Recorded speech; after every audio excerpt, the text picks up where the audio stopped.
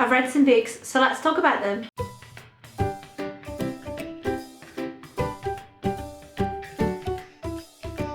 Hi everyone, I have read 4 books. So I'm going to talk about them. One of them is an absolute mammoth though, which is why I haven't read quite so many books as I normally do.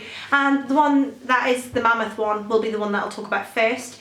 As usual, I won't give any spoilers or anything like that. I'll just sort of loosely talk about the books that I've read.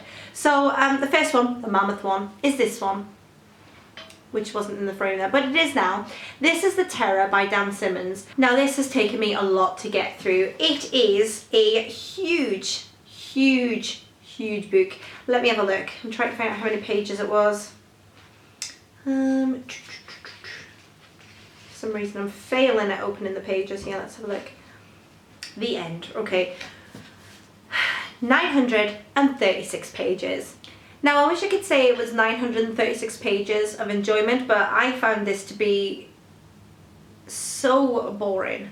So boring. In fact, I gave it 1 star, and yet I read 900 and odd pages because I've seen so many people talk about this book and say that they loved it.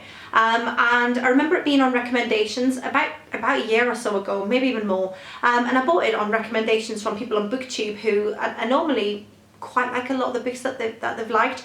But no.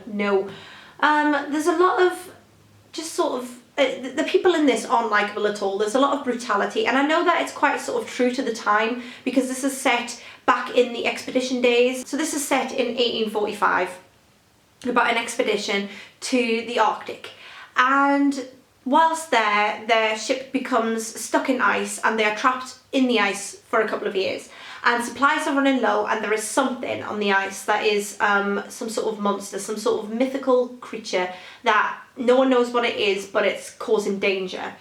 And it says there is something out there in the frigid darkness. It stalks the ships and snatches men. It is a nameless thing that wants nowhere and everywhere, and it has become the expedition's nemesis. So I sort of went into this expecting it to be all about a monster, and expecting it to be some sort of a supernatural horror. And while there were elements of the supernatural with this, it wasn't. There were very few and far between. You would get about 200 pages of someone talking about alcoholism and how much whiskey they were drinking on the expedition. Then the monster would come and sort of chaos would ensue, and then the monster was gone, and then it was back to the biscuits being dry and sepsis is setting in and things. And I think eventually I kind of feel like the monster is more of a metaphor. The real horror in this is what the men start to do to one another, and just the brutality of it all.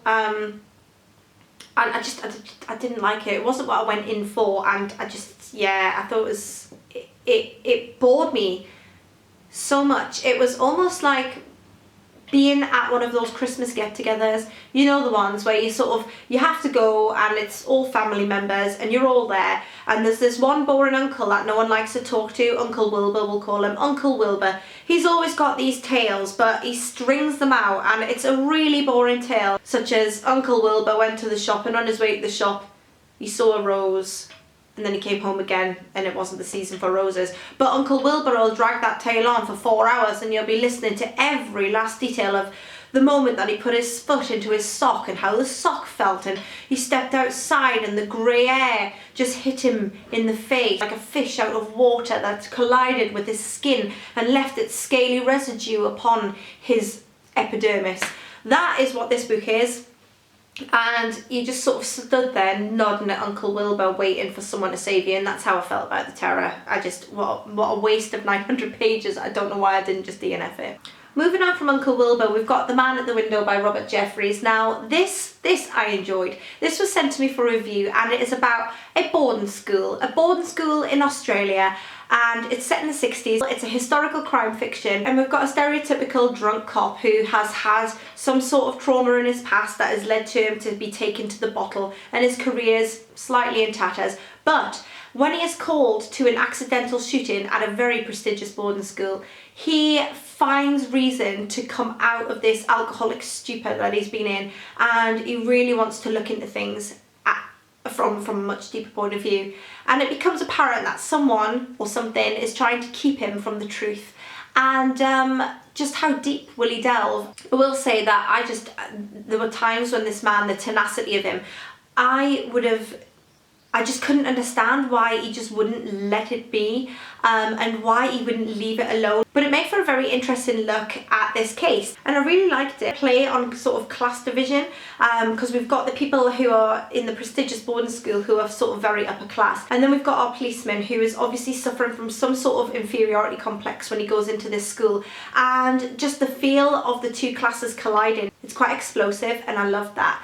And also the element of it being set in the 60s I really enjoy, because a lot of the time now I found a lot of crime dramas sort of focus a lot on social media and mobile phones and all of that, and it makes it, I mean, obviously it's a total different style of solving police work now, because you have got, in today's society, you've got all of that to take into account as well, all of the social media aspect and all of the CCTV and all that sort of thing. Whereas this made it a lot more simple, but a lot more sort of heavy police work, where you've got to go to libraries and you've got to look up things in the old sort of way, and I loved it. From what I'm gathering, this is going to be the first in a series. I don't know when the rest of the series are coming out, because this is just new. But I'm looking forward to reading the rest of the series, because I enjoyed this very much. The next book that I've got is another one that I was sent. I wasn't sent it for review per se, I was sort of sent it as an unboxing. But this is Smellin by C.L. Williams. And Smellin is sort of a children's book that is about Smellin Tower in the Scottish borders, which is one of the reasons I was so excited to receive this package, because I live in the Scottish borders and I actually live pretty close to Smellin Tower. So that added a little bit of excitement for me, I'm not gonna lie. Now, I'm just going to talk about the end papers here. Oh, that's my bookmark. How beautiful. And there's a map in this book as well, which is another little element that I loved. And my husband, I will say my husband works in maps, so my husband was a little bit excited to have a little look at this. This is about Wyn. Now, Wyn is one of 3 daughters who live in Smellin Tower, and I'm pretty sure this is set about 500 years ago. But in wild medieval Britain, 13-year-old Wyn, her Pringle, has a secret of the smallest kind. What she's found is just outside of her tower there is a miniature village of little people who've been cursed, and they are just miniature little people going about their business in a tiny little village of Smellin, and they were cursed by a witch to be small. They were all shrunk, and now they are a few generations into this curse, so there are I think they said there was one person left, or I'm not sure if the last person had just recently died, who could remember what it was like to be a full-size human, but now they're small. And Wyn has a friendship with a boy in the village, and she's sort of friends with the village as a whole. Something happens where Wyn is being pushed to go one way by her family, and she's drawn to the battles of the people of Smellin at the same time. The people of Smellin are at a turning point right now, and she has to decide which side she's going to be on and what she's going to do. And as you would expect, there is an epic adventure that unfolds. It's a fun read. It's got magic in it, it's got witches, it's got fantastical creatures with sort of a galaxy face, and it's a beautiful book. The last book that I read is this one. This is Goosebumps, Attack of the Graveyard Ghouls. I'm going to go straight in and say it. This is the worst Goosebumps book I have ever read.